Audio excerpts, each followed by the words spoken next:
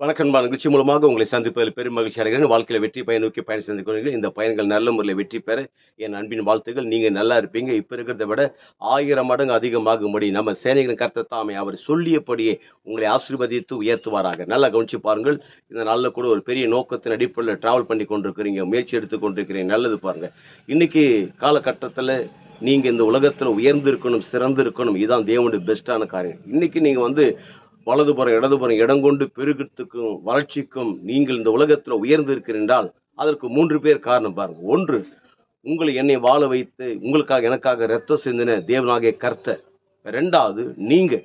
3வது உங்களை சுற்றி இருக்கிற நல்ல மனிதர்கள்.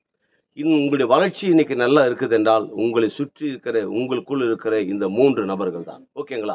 இன்றைக்கு நம்ம வளர்ச்சி அடையாதபடிக்கு, வாழ்க்கையில படிப்படியாக மேல வராதபடி ஒரே ட்ரையா இருக்கிறோம், வாழ்க்கையில தோல்வியா இருக்கிறோம் என்றால், அதற்கு முழுக்க முழுக்க காரணம் மன்னிக்கணும் நாம மட்டும்தான்.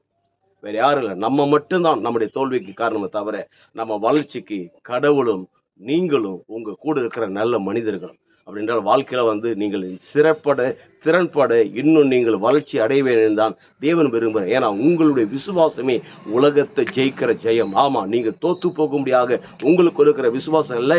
இந்த உலகத்துல, ஒட்டுமொத்த இந்த உலகத்துல நீங்கள் மிகப்பெரிய அளவுல பலுகி பெருகணும், உயர்ந்து இருக்கணும். இந்த பெருக்கம் பத்தாது, இன்னும் இதை விட மிகப்பெரிய அளவுல பெருக்கத்துல இருக்க முடியாத சேனைகள் கர்த்தர் தாமே உங்களை விரும்புகிறார். அதுல உங்களுக்காக கடவுள் இருக்கிறார். உங்களுக்குள்ள இருக்கிற ஆற்றல் உண்டு. உங்களை சுற்றி இருக்கிற நல்ல மனுஷங்க உண்டு. இதை பயன்படுத்துங்க. இது எப்படி பயன்படும், அதுதான் கற்றுக்கொள்ள வேண்டும். கற்றுக்கொள்ள என்ன நடக்கிறது, ஒட்டுமொத்த நிலையம் மாறுகிறது. உங்க தொழில், உங்கள் வியாபாரங்கள், உங்களுடைய வேலை ஸ்தலங்கள், உங்களுடைய கான்ட்ராக்டுகள், உங்களுடைய பிசினஸ்கள், உங்களை சுற்றி இருக்கிற அரசியல்கள் சம்பந்தப்பட்டது, எஜுகேஷன் எல்லாமே வளர்கிறது.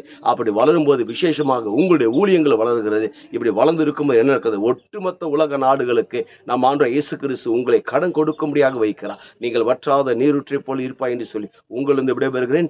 உங்க நண்பன் ரவி, பெரியபாளையம்.